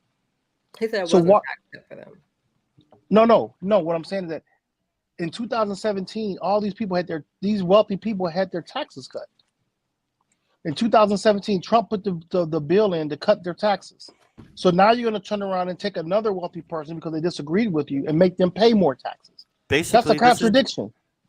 Yes, that's a contradiction. Exactly. Oh, I mean, I'm not even talking about the topic of why they did it. That's a tax contradiction you just did. Yep. Just because someone didn't agree with you. Yep. Exactly. Go ahead and make all these other Republicans that are making these millions and billions of dollars pay more taxes. We wouldn't be in these situations that we're having. Crazy. I mean, they're risking the wrath. They're risking the wrath of Obi-Wan Kenobi and Iron Man. I mean, he wants to tax Baby Yoda. Can you believe that? So you know what? I'm not Disney. Anyway, the whole city of Disney. I'm like, me personally, I'm like, I honestly didn't know any of this until today. I thought it was an amusement park. I really did. I didn't know that it was its own county. The story of Disney World is kind of interesting. If you look it up, Walt Disney, in the last couple of years of his life, had this big idea to make Disney World was going to be a city, an actual city, not an amusement park. Was going to be like this utopian city where he was going to attract the brightest minds together to create a utopian society. He was kind of a weird dude. Yeah, I'm not a big Walt Disney fan. Like the Walt Disney the man. I'm not a big fan of him, just in general. So it's kind of an interesting story. So that then it became, he died and became Disney World, the amusement park. Yeah. So, Did you know this though? Thinking about like cities and things like that. I don't know if I brought this up on the show or not. Back in the early 1900s, I think it was, and I gotta Google the guy's name, but the city of Hollywood, California, and this is gonna be really crazy when you hear this, because you know what Hollywood is like, right? That was supposed to be the place of ministry, Christian ministry. Hollywood is supposed to be like this place where they was going to have church plants. See, I learned something else today. I didn't know that. Yes, it was a guy. I'm almost sure he was a former slave who became a pastor, and they had this land together in Hollywood, and that area was supposed to be sectioned off for ministry, and it is never developed. And now you look what Hollywood is now. Just think of the contrast of what I just said and what Hollywood is today. That's crazy. That's where That's movies crazy. are made now, huh? Well, Well, not just movies, just the whole, what's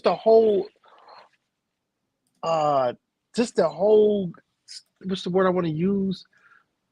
The perception of Hollywood is everything but ministry, yeah. The irony in worlds, the irony Yes. in the world, right? Yes. But we have this story about Kentucky, who's following suit with states like Oklahoma and others, and restricting abortion. So I'm going to play this video. We'll talk. If approved, this bill would reduce the length of time a woman has to get an abortion by 5 weeks. All elective procedures would be banned after 15 weeks. Current law allows abortion up to 20 weeks. The only exception would be if a woman is at risk of dying or could be seriously injured if the pregnancy continues. Those supporting the legislation say this law would ensure unborn children are protected and mirrors a Mississippi law that's currently being reviewed by the U.S. Supreme Court. We believe each and every baby in the womb is unique, created in the image of God, worthy of full protection of law. And so this is just one other way that Kentucky can ensure that it's a pro-life state and is well positioned, whichever way the Supreme Court decides. Shawntrese Martin from Louisville spoke at Thursday's committee hearing. She says she got an abortion in college and worries passing this law will hurt women living in poverty. It is not always possible for someone to get an abortion as soon as they have made the decision to do so. Many things can stand in the way, from delays in finding out you're pregnant to not being able to afford it, to a lack of providers nearby or barriers put in place by politicians such as bans on insurance covering abortion and mandatory delays. Many say this law isn't needed because in 2018, Kentucky passed another law banning a second trimester abortion procedure, meaning women couldn't get elective abortions after their 14th week of pregnancy. A federal court found that law unconstitutional, but Kentucky Attorney General Daniel Cameron says he plans to reappeal that decision. And a ruling handed down last week by the U.S. Supreme Court confirmed he has the power to do that. This bill now heads to the full Senate for consideration. With a GOP majority in both chambers, this bill is expected to pass as written. Reporting in Frankfurt, Rachel Droz, WHAS 11 on your side. So, my least favorite topic in politics is abortion. Yeah.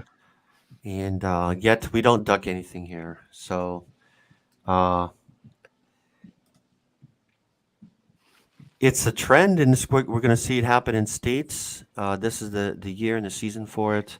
And as it was said in the video, coming up is the Supreme Court, which will be next month. That will be, I think, a big deal. I think that they're going to allow states to pass these kinds of things. Yeah, I agree. And this, what are we going to do as citizens to push back on some of these policies that affect our life? When I say our life, the things that's within our Constitution, the freedoms that we're supposed to have. When are people going to just stand up for these things? Because, like I said, me, just like you, I'm not for abortion. I'm totally against abortion. But I'm for a woman to have a right to choose what she wants to do with her body, just like any other right that I have as a man.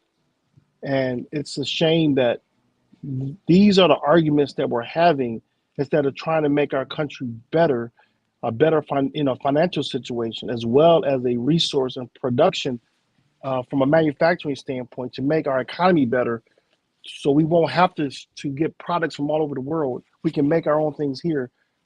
To make us a better country, we're worried about how people live is what's bothering me. Let's work on the things to make us a better country. Let's get our finances together as a country. Let's get our infrastructure issues together. As our infrastructure as a country. Let's fix poverty. If you want to cut down on abortion, try to do something about poverty. Yeah. Try to do something with supporting mothers and supporting families. Yeah. If you want to cut down on abortion, be in favor of comprehensive sex education. Be in favor of contraception, so that unwanted pregnancies happen less. Statistics show over the decades that policies teaching kids to be responsible, yes. That teaching kids the reality of the world and how things work, and teaching them about sex, that three-letter word, actually helps them be informed so that unwanted pregnancies happen less. You cannot legislate morality, a particular set of moral codes. Yeah. No matter how much you try. So I will give them credit that they do make allowances for the life of the mother, so that is at least something. But I think it's egregious to force a woman who was raped, or a victim of incest, which would be rape, as well, to go through with a pregnancy to term. Yeah, I agree. So that is my personal view of abortion. Like I said, I don't agree with you. I don't personally like abortion. If people come to me with about that, I would give them alternatives to seeking an abortion, namely adoption. We don't hear enough about adoption. As somebody who was adopted myself, I can tell you that it's been a blessing in my life, of course, and to the life of my family. There's, all these couples and people who are trying to conceive. It seems like a disconnect that we have.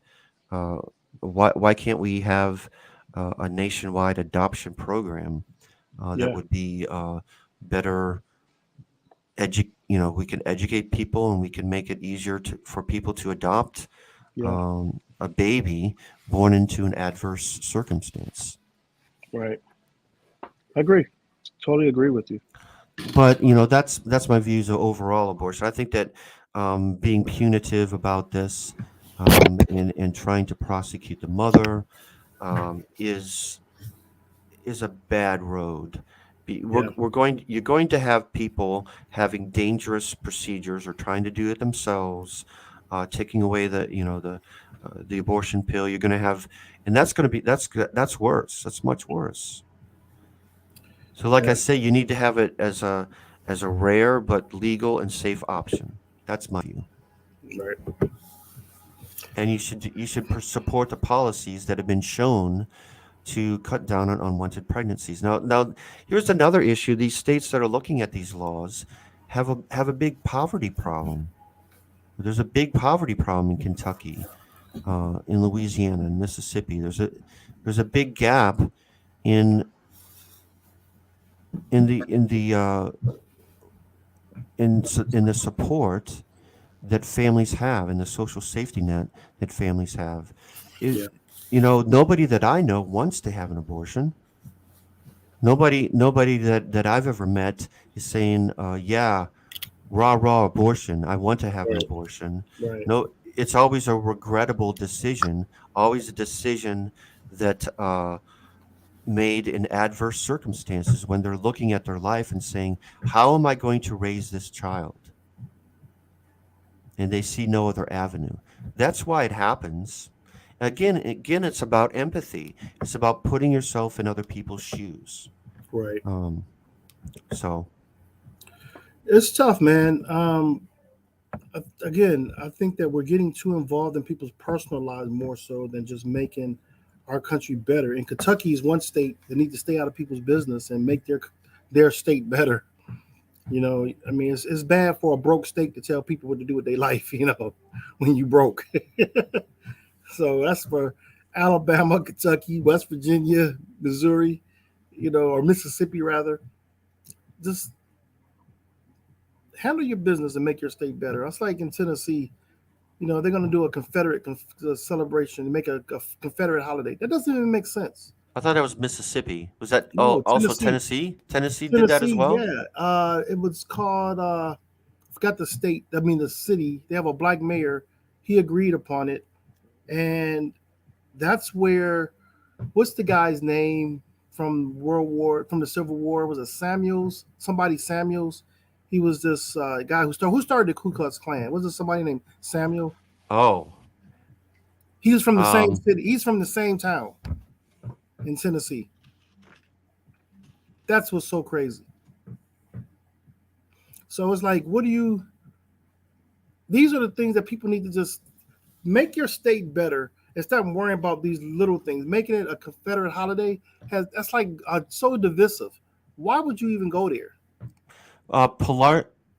Pulaski, Tennessee. And it was founded right after the Civil War on Christmas Eve, December 24th, 1865, by 6 former officers of the Confederate Army: Frank McCord, Richard Reed, John Lester, John Kennedy, no relation, I don't think, J. Calvin Jones, and James Crow are the names. So this guy's name is Curtis Hayes. He's the black recipient of the NAACP Diversity Award, signed a proclamation delegating April Confederate History Month in Livingston, Tennessee. That's just such a bad look. Celebrating Confederate History Month. Now, this is the crazy part. Why are we celebrating that? I want to show you something. I want to share my screen. There's some dirt on this guy for some reason. I just feel like these people got something on this cat, man. I just got that feeling, but I'm going to share my screen with you. So I want people to see this picture that looks. You give me your thoughts. Come on, for the people watching, give me your thoughts on this picture right here. Help me understand what's going on here, because this is like.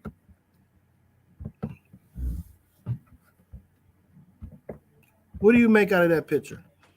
Do you see it? There's nothing there. Oh, there it goes. Okay, here we are. Oh, it's gone again. What's going on there? Is loading or something? What just happened? This is not what I wanted. Hold on. Scroll down. Can you see it? Okay, I saw this picture this week. Yeah, this is unreal. That's a perfect headline. Unreal. Black Tennessee mayor declares April Confederate History Month. But look at the people he's surrounded by. They look like they forced him in that office with a shotgun and made that man smile. That's what it looks like to me. Is he smiling? He can't be smiling, is he? Well, he has like a little smirk there, like a. What did he say about this? Is there a quote somewhere? Let me find it right quick. From the mayor.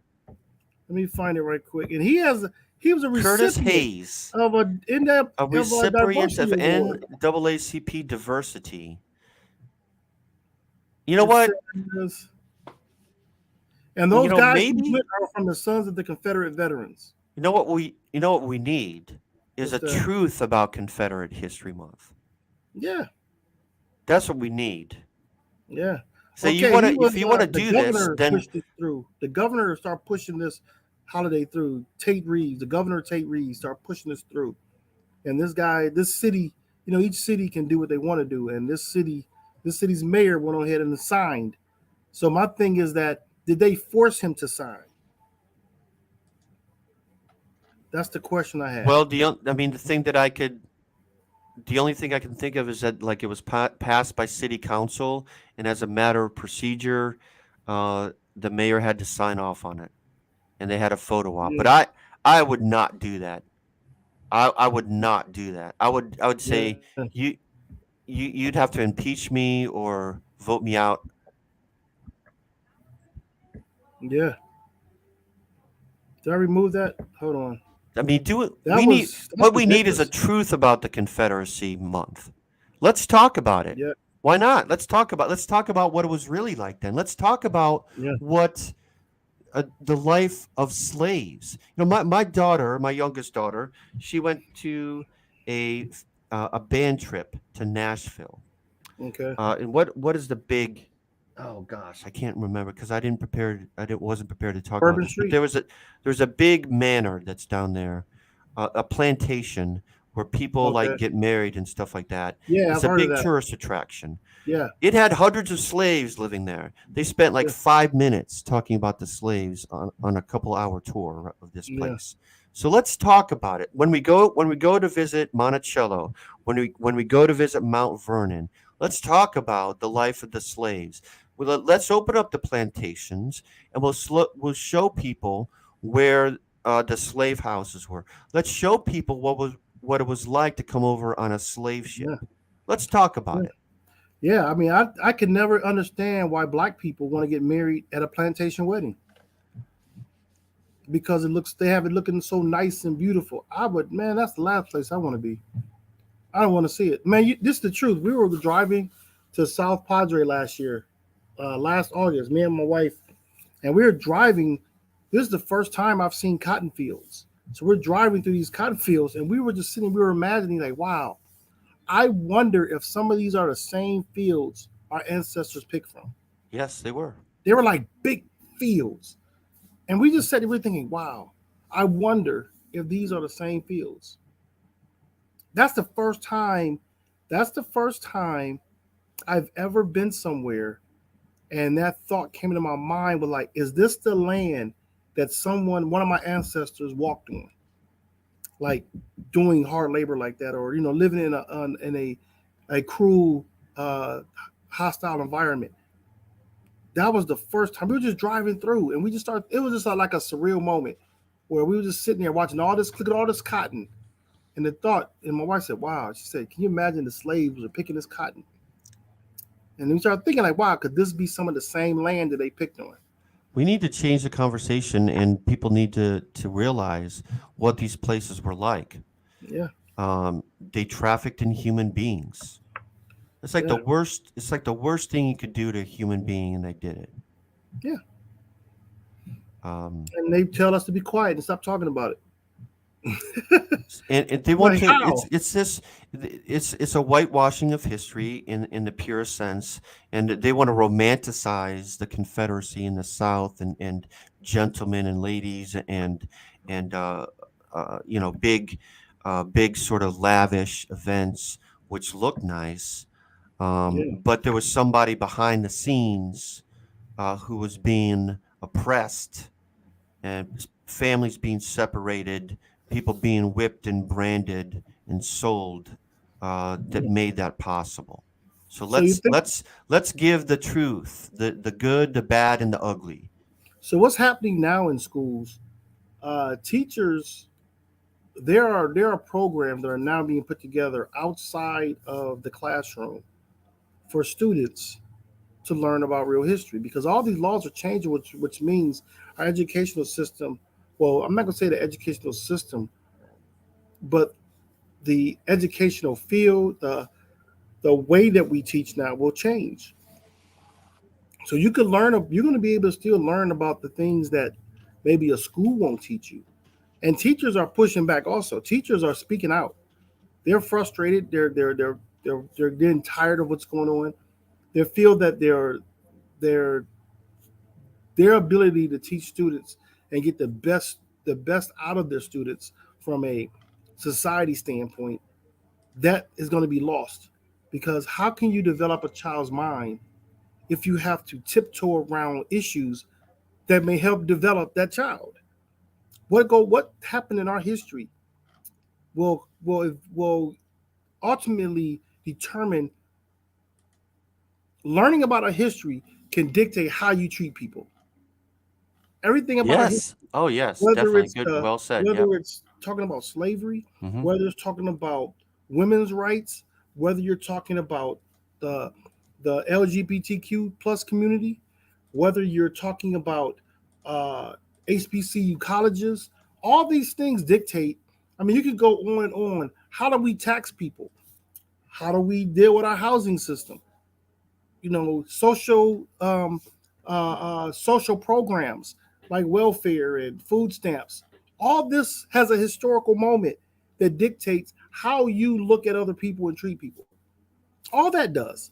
Yep. If you go by how they're trying to change things now, if you don't know these things, you're going to go off an assumption or a talking point that somebody gave you, which is not good. It's going to take everything the whole topic out of context. And that's what's going to happen. That's what you see happening right now. Like I said, with Marjorie Taylor Greene and these knuckleheads on the right, everything they're saying is out of context. They have no context to anything they're saying. Have you ever been to the Freedom Center in Cincinnati, the I have National not. Underground Railroad? I've heard of it. I've never been there. History Center. That is very good. That should be required. That should be a required field trip for people in that area, I think. It's amazing of Ohio's. There's so many underground railroad points in Ohio. It's amazing. That should be part of Ohio history. Like Yeah. every fifth grader that learns about what the Ohio national bird is and all this stuff, which is good. We should also learn about Ohio's special place in the national or the Underground Railroad movement that happened, because that will change you when you go to these things and you actually see where slaves were kept. You know And you what's actually amazing? see how they came over on the ship, and you actually walk in to one of those cabins, and it changes you. You It know changes you. we would if people sat down and really thought about it, the cities in the greater Cleveland area that were stopping points on the Underground Railroad, because of those communities or how we look at those communities now, you would never imagine they were cities that had Underground Railroad stops. Yeah. Mentor, Eastlake, Willoughby. You would never imagine those were stops for the Underground Railroad. Yeah. They were It's a on their lot. way through Pennsylvania, going up north toward Canada. Yep. That was Yeah. their route. Yeah. And I didn't know that And until I was an Cincinnati adult. was big. Yeah. Cincinnati was right across the river. Cincinnati meant freedom. The Ohio Well, River meant right, freedom for exactly. folks. But I was looking at if you look at Cincinnati, which is a diverse community, but when you look at non-diverse communities and say these are Underground Railroads, and you remember those Underground Railroad spots were all white communities, Yes. and there were white people that helped these slaves. In a lot of cases, they were church people too. Yeah, in They churches, were yes. church people who saw the truth of the way things were, Yeah. and did something about it.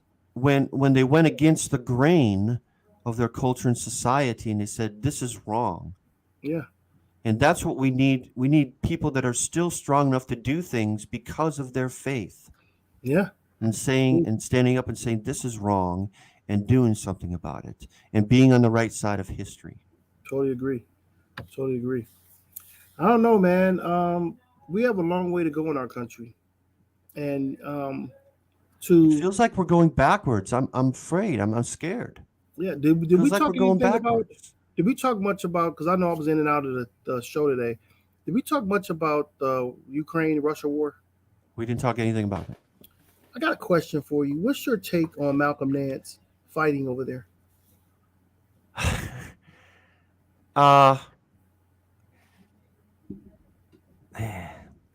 I think he believes in what he's doing. I think he might be a little unstable. Why would it be unstable? Putting yourself out there, and there's other ways you could help. Is he being? Is he helping? He's fighting, from what I understand. Yeah. Now I the question, mean, I'm not going to be volunteering myself because I know that I wouldn't be any use of holding a rifle and being out there in the field. So there's other ways that I can help. well, it could be. I'm not He's sure somebody that's in his 60s. Yeah. Now he has a military background. I'm just kind of Is he that wondering. Like, old? Is he that old? he was born in 1961. I'm looking at his information here. Wow. He served in the Navy. So and he has an Navy intelligence background. Yeah, he was So CIA, wasn't he was a cryptographer in the Navy. He probably does have a CIA background as well. The reason why I asked the question was that I was wondering if he was financed to go over there or he did this on his own. From what I understand, he went over there on his own. So basically, he's like a mercenary over there. Yeah. So I wonder if he was actually paid. Now, Russia just deployed 20,000 mercenaries over there from all over, from Libya, and where else did they come from? There were like 2 other countries that are already fighting enough as it is. He said they got these, and they're only getting paid like $3,000 a month. They're not even getting paid any money at all to go over there, but they're fighting. So I'm looking at Malcolm Nance, and I'm sure other Americans will probably do the same thing. I wouldn't doubt it. The issue I have with that is, what are you fighting for? Number one, are you truly fighting for the freedom and the security of Ukraine, or are you fighting for a bigger recognition for yourself to say you went over there to fight for financial gain? Your story basically. I think Malcolm Nance. It's hard for me not to believe that it's not for the notoriety and it's not for the attention. Now, Malcolm Nance went over there like 3 different times prior to the war even starting. So he, the war. See. Okay, I didn't know that. It was there was word that this was going to happen. People were talking about this for a long time, ever since Trump was in office, even prior to Trump coming into office, that Ukraine was going to get invaded by Russia at some point.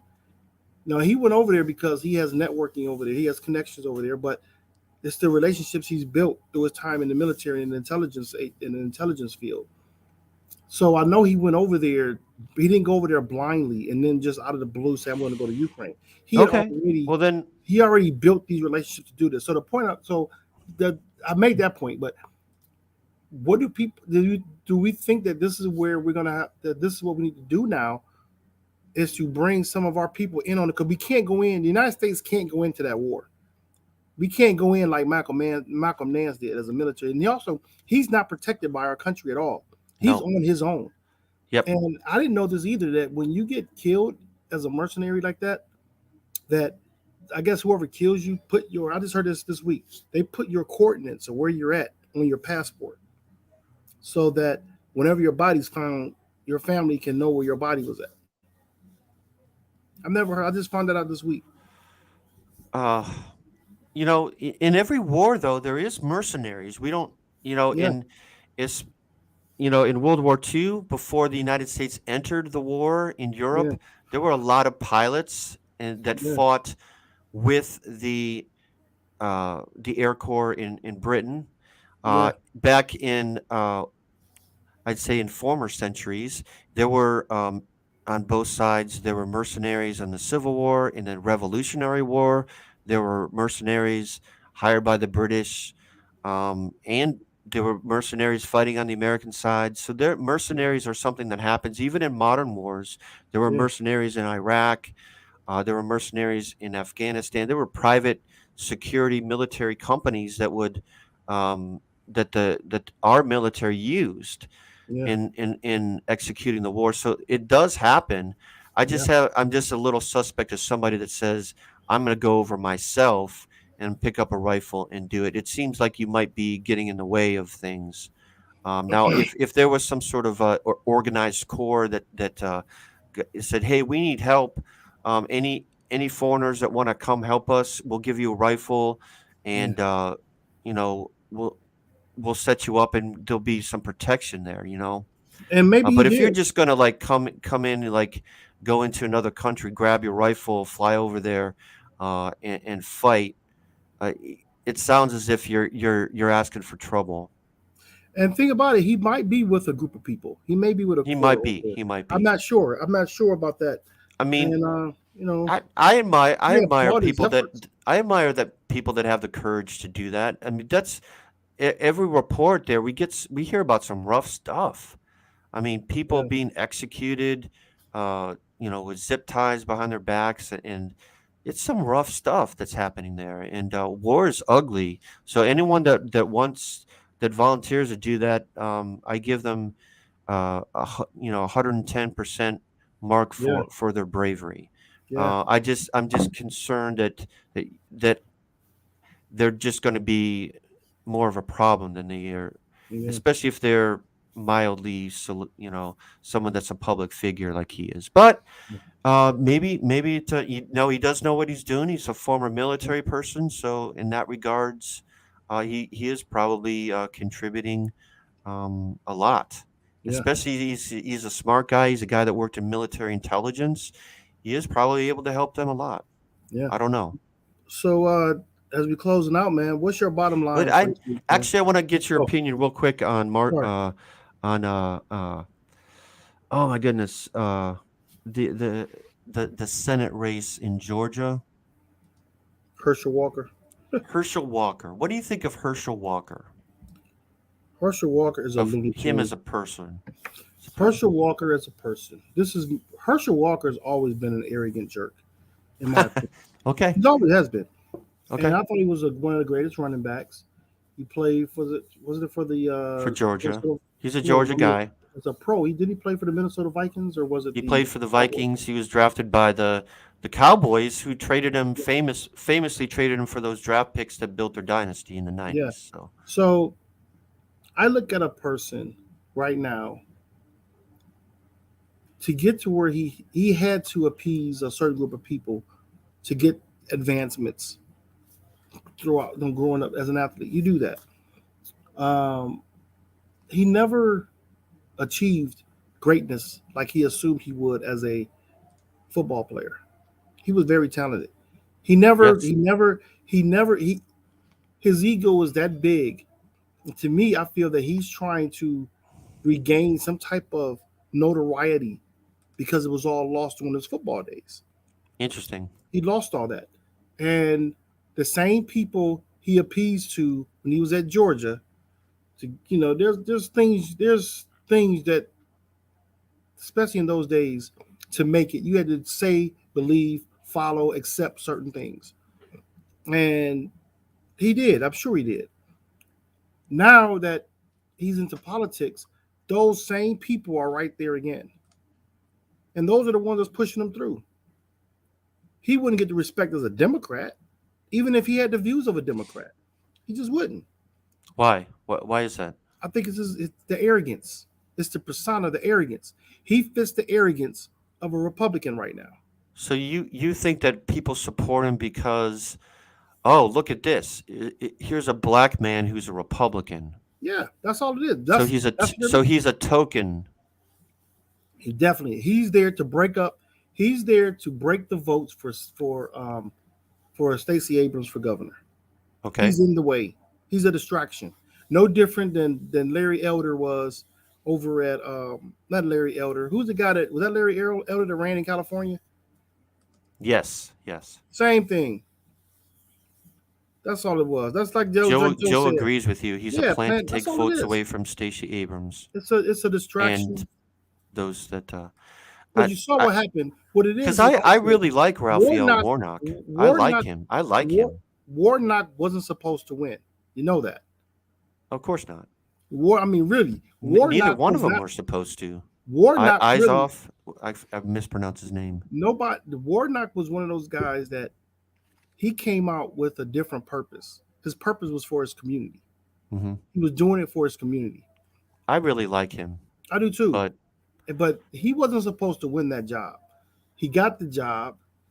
Ossoff won also, but he was, in my opinion, groomed as a politician more so than Warnock. Warnock got it off of the grassroots we were talking about, that grassroots working for the community. He's a social justice guy. That's why he got it.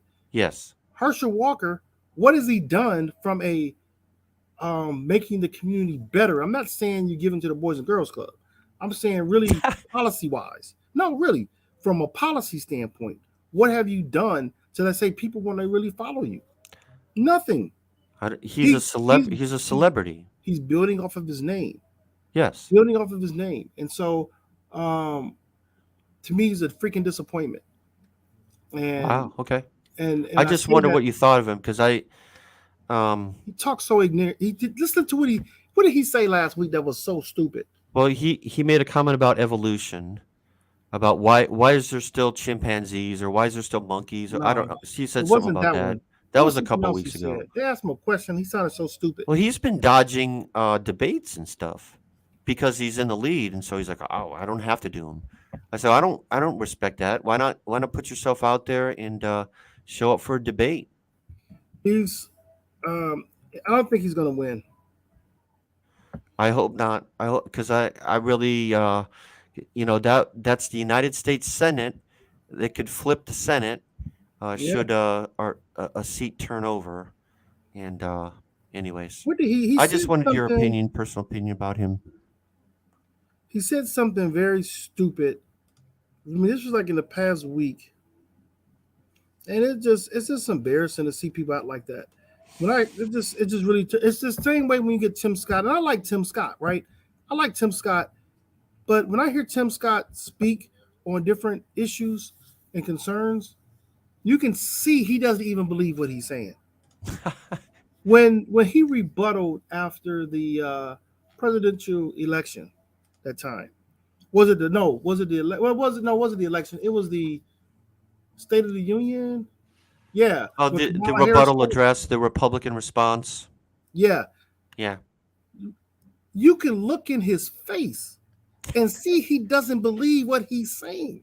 He said it for the votes and to appease a group of people.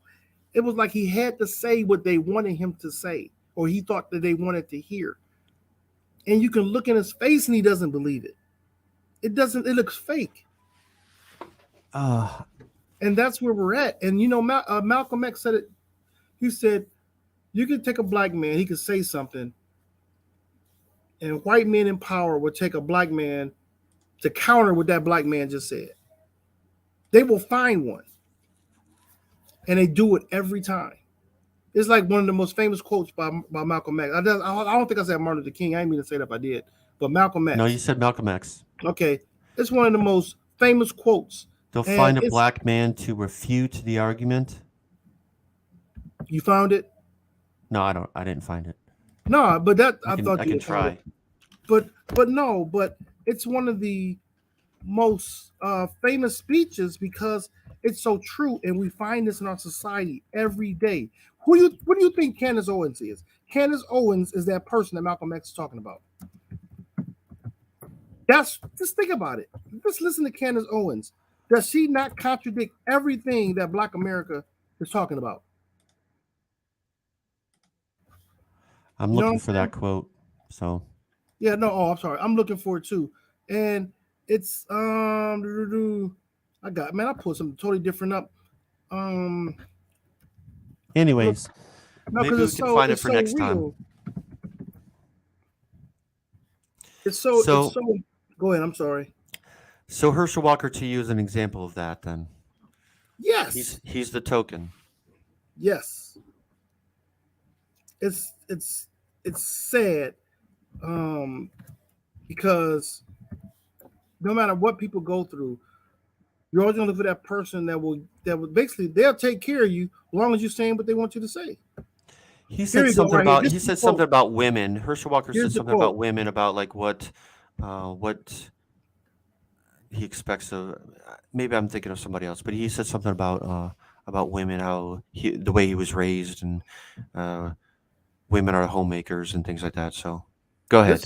This is a paraphrase from Joe Madison. He was just talking about this yesterday. He said, whenever a black man stands up and says something that white people don't like, then the first thing that white man does is run around and try to find someone to say something to offset what he had just said.